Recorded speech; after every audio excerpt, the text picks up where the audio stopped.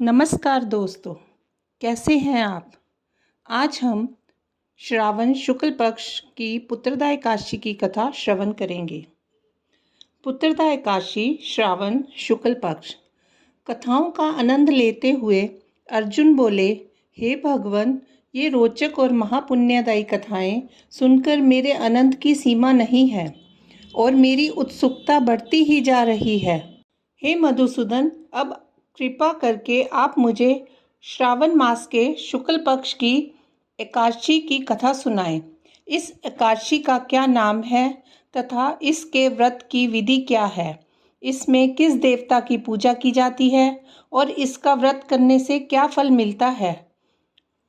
श्री कृष्णचंद्र बोले, हे पार्थ, श्रावण मास के शुक्ल पक्ष की एकादशी की कथा के श्रवण मात्र से ही अनंत यज्ञ का फल मिलता है। हे अर्जुन, द्वापर युग के प्रारंभ में महिष्मति नाम की एक नगरी थी। उस नगरी में महाजित नाम का एक राजा राज्य करता था। वह पुत्रहीन था, इसलिए वह सदैव दुखी रहता था। उसे वह राज्य, सुख और वैभव सब कुछ बड़ा ही कष्टदायक प्रतीत होता था, क्योंकि पुत्र के बिना मनुष्य को इस लोक और परलोक दोनों में सुख नहीं मिलता है। राजा ने पुत्र प्राप्ति के बहुत यत्न किए, परंतु उसका हर प्रयत्न विफल रहा। जैसे जैसे राजा महाजित वृद्धावस्था की ओर बढ़ता जा रहा था, वैसे वैसे उसकी चिंता भी बढ़ती जा रही थी। एक दिन उसने अपनी सभा को संबोधित करके कहा, ना तो मैंने अपने जीवन में कोई पाप किया है और ना ही अन्यायपूर्वक प्रजा से धन ही एकत्रित किया है, ना ही कभी प्रजा को सताया है और ना कभी देवता और ब्राह्मणों का अपमान ही किया है। मैंने प्रजा को सदैव पुत्र की तरह पाला है, कभी किसी से द्वेष नहीं किया, सबको एक समान माना है। मेरे राज्य में कानून भी ऐसे नहीं हैं जो प्रजा में अनावश्यक भय पैदा करें। इस प्रकार धर्मयुक्त राज्य करने पर भी मैं इस समय भारी दुख पा रहा हूँ। इसका क्या कारण है, मेरी समझ में कुछ नहीं आ रहा है। आप इस पर विचार करें कि इसका क्या कारण है और क्या इस जीवन में मैं इस दुख से मुक्त हो सकता हूँ। राजा के इस दुख के समाधान के लिए मंत्री आदि वन को गए, ताकि वहां जाकर किसी ऋषि मुनि को राजा की व्यथा बताकर कोई समाधान पा सकें। वहां वन में जाकर उन्होंने श्रेष्ठ ऋषि मुनियों के दर्शन किए। उस स्थान पर वयोवृद्ध और धर्म के ज्ञाता महर्षि लोमश भी रहते थे। वे सभी महर्षि लोमश के पास गए। उन सब ने जाकर उन महर्षि को यथा योग्य प्रणाम किया और उनके सम्मुख बैठ गए। उनके दर्शन से सबको बड़ी प्रसन्नता हुई और वे सब उनसे निवेदन करने लगे, हे देव, हमारे अहोभाग्य हैं कि हमें आपके दर्शन का सौभाग्य प्राप्त हुआ। इस पर लोमश ऋषि बोले, हे मंत्रीगण, आप लोगों की नम्रता और सद्व्यवहार से मैं अत्यंत प्रसन्न हूँ। आप मुझे अपने आने का कारण बतलाइए। मैं आपके कार्य को अपनी शक्ति के अनुसार अवश्य ही करूँगा, क्योंकि हमारा शरीर ही परोपकार के लिए बना है। लोमश ऋषि के ऐसे अपनत्व भरे वचन सुनकर मंत्री बोले, हे महर्षि, आप हमारी समस्त बातों को जानने में ब्रह्मा से भी अधिक समर्थ हैं, अतः आप हमारे संदेह को दूर कीजिए। महिष्मति नामक नगरी के हमारे महाराज महाजित बड़े ही धर्मात्म भाव प्रजावत्सल हैं। वे प्रजा का पुत्र की तरह धर्मानुसार पालन करते हैं, परंतु फिर भी पुत्रहीन हैं। हे महर्षि, इससे वे अत्यंत दुखी रहते हैं।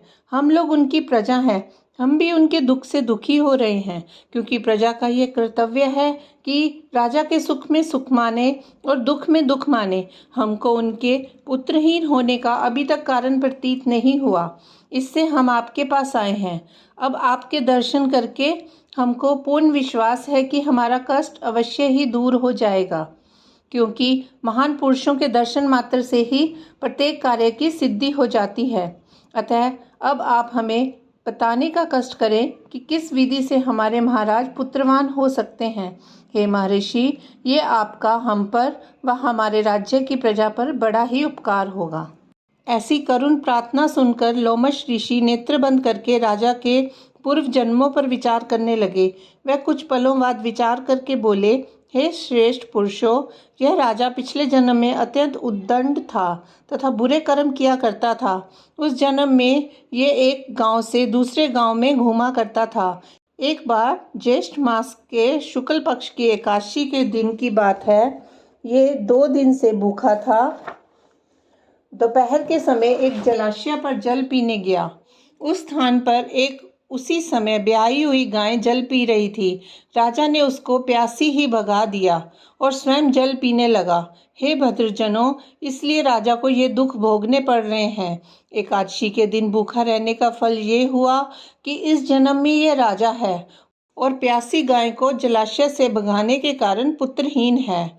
इस पर वे सभी सभासद विनती करने लगे, हे महर्षि, शास्त्रों में ऐसा लिखा है कि पुण्य से पाप नष्ट हो जाते हैं, अतः कृपा करके आप हमें ऐसा कोई उपाय बताइए जिससे हमारे महाराज के पूर्व जन्म के पाप नष्ट हो जाएं और उन्हें पुत्र रत्न की प्राप्ति हो।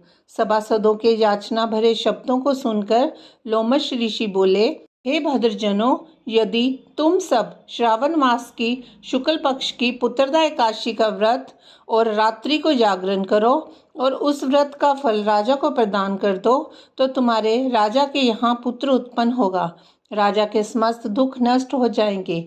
ये उपाय सुनकर सभी सभासदों ने महर्षि को कोटि कोटि धन्यवाद दिया तथा उनका आशीर्वाद लेकर अपने राज्य में लौट आए। तत्पश्चात उन्होंने लोमश ऋषि की आज्ञा अनुसार पुत्रदा एकादशी को विधि पूर्वक व्रत किया और द्वादशी को उसका फल राजा को दिया। उस पुण्य के प्रभाव से रानी ने गर्भ धारण किया और 9 महीने के पश्चात ही उसके एक अत्यंत तेजस्वी पुत्र रत्न पैदा हुआ। हे अर्जुन, इसलिए इस एकादशी का नाम पुत्रदा पड़ा। पुत्र की इच्छा रखने वाले मनुष्य को चाहिए कि वे विधि पूर्वक श्रावण मास के शुक्ल पक्ष की एकादशी का व्रत करें। इस व्रत के प्रभाव से इस लोक में सुख और परलोक में स्वर्ग मिलता है।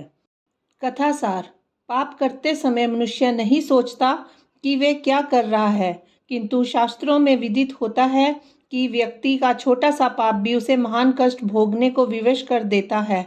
अतः मनुष्य को पाप से डरना चाहिए, क्योंकि पाप नामक यह राक्षस जन्म जन्मांतर तक उसका पीछा नहीं छोड़ता। व्यक्ति को चाहिए कि सत्यव्रत का पालन करते हुए ईश्वर के प्रति पूरी निष्ठा रखे और यह बात सदैव याद रखे कि किसी के दिल को दुखाने से बड़ा दुनिया में कोई पाप नहीं है। राधे कृष्णा।